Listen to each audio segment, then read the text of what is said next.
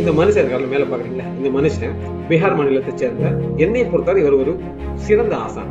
சரிங்களா, பேரு கான்சால். நார்மலா யூபிஎஸ்சிக்கு 1,50,000 ரூபாய் வாங்குவாங்க. சரிங்களா, ஒரு யூபிஎஸ்சி கிளாஸுக்காக 1,50,000 ரூபாய் வாங்குவாங்க. ஆனா இந்த மனுஷன் மொத்தத்துக்குமே 7,000 ரூபாய் தான் வாங்கிருக்காரு. ஊனமுற்றவர் போறீங்களா, வாங்கவே மாட்டோம். ஸோ இந்த மாதிரி தன்னுடைய சேர்த்த பணத்தினால இவர் ஒரு ஹாஸ்பிட்டல் கட்டியிருக்காப்புல. அதுலயும் என்ன பண்ணியிருக்காரு பாருங்க, எக்கச்சக்கமான மெஷினரிஸ் எல்லாமே வச்சிருக்காப்புல.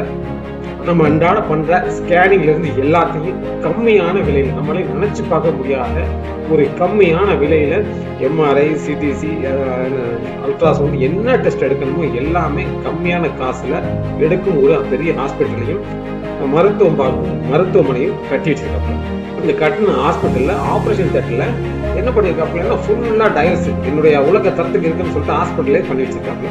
அப்ப இந்த ஆபரேஷன் தியேட்டர்லயும் டயல்ஸ் போட்டுருக்காப்புல நல்லபடியா. அப்போ நிபுணர்கள் வந்திருக்காப்புல செக் பண்ண இந்த ஹாஸ்பிட்டல்ல. அப்ப ஆபரேஷன் தியேட்டர் கூட்டு போனோம்னு பார்த்தவொன்னு சொல்றாப்புல, சார் இதுல டைல்ஸ் போடக்கூடாது.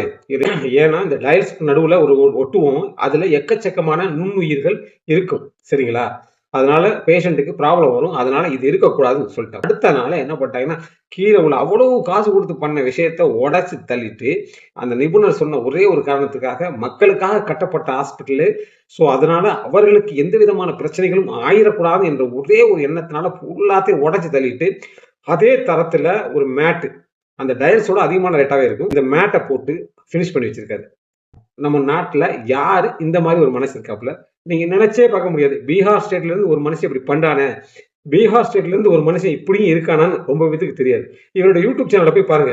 இப்பெல்லாம் நம்ம சில யூடியூப் சேனல் எல்லாம் பார்ப்பீங்க, ஒரு கோர்ஸ் செல்லிங் பிசினஸ் சொல்லுவாங்கல்ல, எல்லா விஷயத்தையும் 4 விஷயம் சொல்லுவாப்புல, எனக்கு 49 ரூபா கொடு, 10 ரூபா கொடு, 15 ரூபா கொடுன்னு சொல்லிட்டு கோர்ஸ் செல்லிங் பிசினஸ். இந்த மனுஷன் 25 மில்லியன் ஃபாலோவர் வச்சிருக்காப்புல. எந்த விதமான செல்லிங்கும் இல்லை அவர்கிட்ட. அவருடைய வீடியோ எப்ப பார்த்தாலும் ஓப்பன்ல தான் ஓடிக்கிட்டே இருக்கு.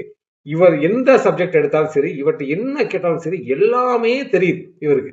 அவ்வளவு இவர்னால பயனடைந்தவர்கள் எக்கச்சக்க பேர். இவரை ஒரு மனுஷன் குறை சொல்றது இல்லை. இந்த மாநிலத்துல மட்டும் இல்ல, இந்தியா ஃபுல்லா, ஈவன் தமிழ்நாடு தவிர என்னை பொறுத்த வரைக்கும். சரிங்களா, ஏன்னா தமிழ்நாட்டு மக்களுக்கு தெரியாது, அதனால நான் தப்பு குறை சொல்லல. தமிழ்நாட்டு மக்களுக்கு இவரை பத்தி தெரியாது, அதனாலதான் அதை சொன்னேன். ஓகே மக்களே, இவ்வளவு பெரிய விஷயம் பண்ண இந்த மனுஷனை பாராட்டணும் மக்களே.